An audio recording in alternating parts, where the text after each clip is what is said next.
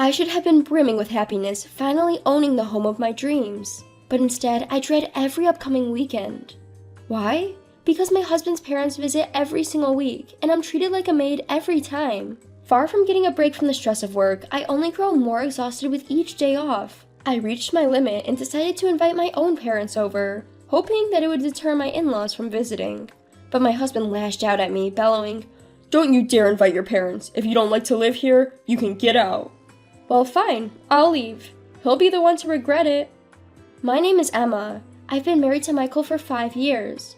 We were previously living in a rental, so we've been planning to buy our own house soon. Michael's parents got wind of this. "Oh, Emma, Michael told us about your plans. You're finally buying your own house, huh?" "Yes, that's right. If you need any help looking for places, just let us know. We're more than happy to help." "Ah, thank you. How about visiting some open houses soon?" I had plans on carefully selecting our new home with Michael, but my mother-in-law seems keen on being involved with every step of the property search. Just yesterday, she showed up unannounced with a brochure for a plot of land that's up for sale. "Emma, what do you think about this property? It's near the subway station and it's spacious enough for a duplex house." "A duplex house?" Apparently, they're planning on moving in with us. That's why they've been sticking their noses in our property search. She's been constantly chiming in with suggestions like, "It would be better to live nearby the subway since it's a hassle to walk," or "It would be convenient to have a supermarket nearby." And here I thought she was just looking out for us, but all along she was just stating her own preferences, thinking that she'd be living there too. I immediately relayed this to Michael. "Michael, your mother came over this afternoon with a brochure for a plot of land that's for sale. It seems like she and your father want to live with us." Yeah, she did mention something like that." "What? You heard it from your mom? Why didn't you tell me such an important thing?" "I thought we could talk about it once it was more concrete. Do you object, Emma?" "Well, yes, because I was thinking that we'd be living you and me. And besides, your mom and dad are still healthy, aren't they? I can't predict far into the future, but I think right now it would be best if we lived separately to maintain a good relationship." "I see. I understand how you feel, Emma." Michael listened to my feelings and was able to convince his parents that we're not planning to live together right now. After hearing Michael's reasoning, it seems his parents finally gave in. I thanked him again for handling the situation so well. "Thank you, Michael." "No problem, Emma. If you're against living with them, then we won't force it. Instead, let's have my folks visit our new home often after we move in." "Of course." After that, Michael and I found the perfect place, and we were finally able to get our own home. Once we moved in, his parents came to visit our new home right away. "Emma, congratulations on the move. What a nice house you have." It seemed that his mother was satisfied with our new home. "Please feel free to visit any time." I told her this with a gentle feeling, and that day, the 4 of us shared a meal around the dinner table. The following weekend, I suggested to Michael that we go buy some decorations for the living room, but he seemed disappointed and told me, "Can we postpone the shopping for another time?" "Do you have plans for the weekend?" "My folks said they wanted to come over." "What? They just visited last week." "Well, they seem to really like this house. You did say, feel free to visit anytime, right, Emma?" "Well, yes, I did say that, but..." "Could you make dinner and entertain them a bit?" After that, his parents started to visit our house every single week, and every time they visited, they became increasingly demanding. "Emma, it's been so hot lately that I'm feeling a bit drained. Something light like noodles would be fine for lunch, but for dinner, I'd like something hearty like steak." "Emma, do you know the new pastry shop near the station? It's all the talk around town, so I think it'd be perfect for dessert. Could you buy some?" They would come over early in the morning, boss me around, not help with any household chores, and then leave. From the second visit onwards, they would even assume that it was okay to stay over. "We're the type who enjoys a good breakfast, so could you have it ready for us first thing in the morning?" The demands of my in-laws kept escalating. Between taking care of them, I barely had a chance to rest on weekends due to work fatigue, leaving me even more exhausted. I reached my breaking point and sincerely pleaded to my husband, Michael. "Michael, I really want your mom and dad to stop staying over at our place every weekend." "We can't help it. They said they want to come." "Well, you could just refuse them. Between working on weekdays and caring for your parents from morning till night on weekends, I have no time to rest." "Think about it. If we were living with them, it'd be every day, not just the weekends. Your in-laws originally wanted to live with us, but because you were strongly against it, we prioritized your opinion and they gave up on moving in. You should tolerate them coming over on weekends." Compared to living together, it might still be better. However, it was becoming unbearable to have this situation continue indefinitely. While I was troubled about what to do, I received a call from my mother. Oh, Emma, are you doing well? Sorry, Mom, I haven't been calling you. I'm managing somehow. Really? You sound down. Are you okay? Well, actually, I told my mother that I had been troubled by my mother-in-law's frequent visits since moving.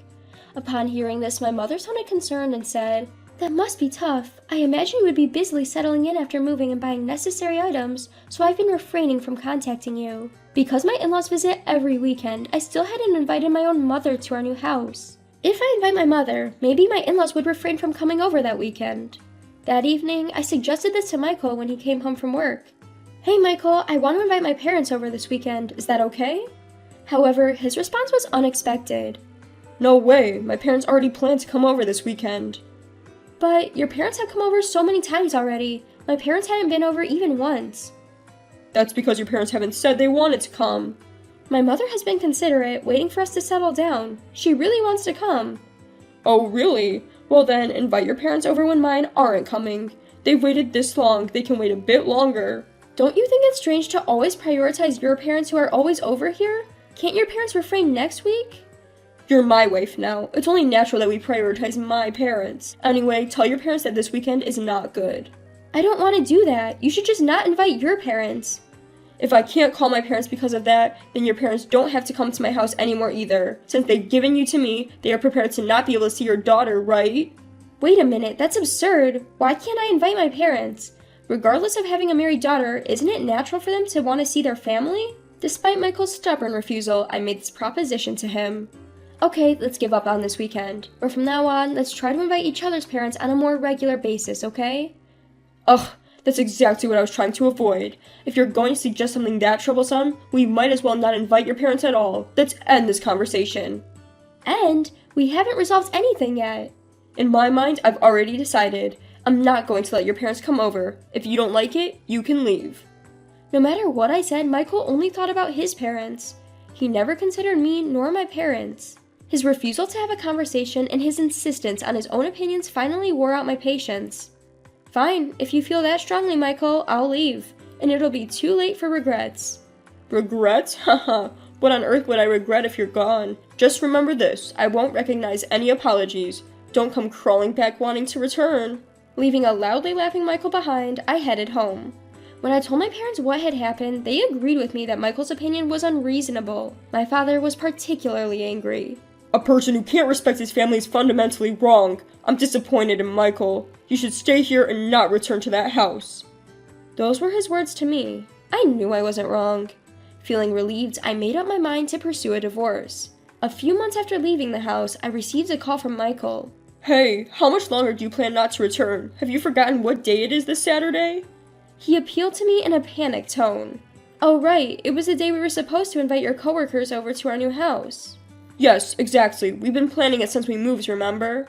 "But won't your mother-in-law be coming that day? Why don't you tell your coworkers that my parents are visiting and refuse them?" "There's no way I can say that. Moreover, I have invited a new boss for my department that day. If I cancel now, it could affect my future at work." "I don't care. You're the one who kicked me out, remember?" "Is this the time to be arguing? Stop sulking and come back already. We need to start preparing for everyone's arrival, or we won't make it in time." "I'm not returning to that house." "What? Are you okay with jeopardizing my job?" "I don't mind. I plan on leaving you." "Leaving? Are you serious?" "Yes, I've been thinking about it since I left the house. My parents also agree with me." "Your parents too? They're just as out of touch as you. Do what you want. I'll have my parents help with the preparation for inviting my coworkers. I don't need you anymore. You're going to regret this." "That's my line. Goodbye." I hung up the phone abruptly. Right about now, Michael is probably frantically contacting his in-laws, preparing to invite colleagues from the office. Since his in-laws have done as they please so far, it would be good for them to taste some hardship for once. Then, during the problematic weekend, our home phone rang in the afternoon. When I picked it up, Michael, with a flustered voice, said, Why is Emma answering the phone? I was calling my new boss's home." "Why? Well, because it's my house, of course." "Emma's house? Don't tell me, the new boss is Emma's father?" "Yes, my father used to work at Michael's company. He had been away from the main office for a few years as an advisor because a related company was launching a new business, but it was decided that he would return to the main office next month and become Michael's boss. I knew, of course, but I couldn't leak the internal announcement until the information embargo was lifted, and I kept silent even from Michael, my husband. I thought he would notice when he saw the boss's name in the eternal announcement, but it seems he didn't check properly. Michael started to plead with me desperately. My mother has prepared expensive ingredients and good alcohol, but no one is coming. When I contacted my colleagues, they said there was a big fuss at the company because I refused to invite the new boss to my house. If the boss doesn't come, no one else will, they started saying. Emma, please convince your father to come to our house. Please persuade him to clear up everyone's misunderstanding. Misunderstanding? It's not a misunderstanding, it's a fact, right? Michael, you said don't ever invite my parents to our house, didn't you? I didn't know your father was my boss then. The situation is different now. Quite a convenient excuse. I've asked you many times if you wouldn't regret it, haven't I? Well, it's too late to regret now. You're responsible for cleaning up your own mess. I hung up the phone without waiting for Michael's response. I told my father about the phone call from him, but of course, my father had no intention of going to that house. There's no need to go to the house of a man who disregards his important daughter and her family. My father was even more incensed. My father is scary when he gets angry. He was excited to buy expensive ingredients and alcohol for today, but I guess all their spending ended up being for nothing. The next day, Michael came to our house with a pale face. Emma, I'm sorry for everything I've done until now. Let's start over again. Please come back home. My father, instead of me, who was looking at him with a dumbfounded face, responded, Start over? Do you even understand what you've done? Michael, turning pale, prostrated himself before my father. Sir, I apologize for my actions. I am here today to apologize. You've ignored my daughter for months now, yet you've never once bothered to visit her. I didn't think you'd turn out to be so untrustworthy. No, that's not it. I've been busy at work. You're not so busy you have to work on the weekends, or so I've heard. Weekends, well... Michael stammered. Likely his mother was visiting him every weekend. Michael, who never did housework, would have given up if it weren't for her help. I'm sure his mother was also looking after him during the weekdays, taking advantage of my absence. My father, guessing this, sternly said, Never mind. You seem to get along quite well with your parents. It seems like you two jumped into marriage before you were ready to be independent. That's not true. I respect Emma's feelings and even rejected the idea of living with my parents. You're still saying that? It's natural for a couple to decide whether to live with their parents. Yet, you kept harping on Emma for rejecting the idea and never listened to her after. How is that prioritizing Emma's feelings? Well, that's... And marriage means both families become relatives, yet you invited your parents to your home every weekend and told us absolutely don't come over. How dare you disregard Emma's family, us? I didn't know you were going to be my boss. If I'd known that, I would have invited you first before my parents. That's exactly what I mean when I say you're self-centered. You don't get it at all. People like you shouldn't be in a leadership position. My department doesn't need someone as selfish as you. But sir, silence. Get out of my house now. Don't ever show your face here again. Afterward, my father advised his superiors to remove Michael from his department and reassign him to a regional branch. No one defended Michael, who was already known for his selfish behavior. Even his parents, who had doted on him, couldn't follow him to a remote region. Now they can only see him once a year, if at all. Meanwhile, I've been living comfortably at my parents' house after finalizing my divorce with Michael and focusing on my work. I work hard weekdays and spend weekends with the people who I love. When I think back to my past lifestyle when I was not able to live such a normal life, the free life I have now is comfortable and irresistible. From now on, I want to cherish my parents and live at my own pace.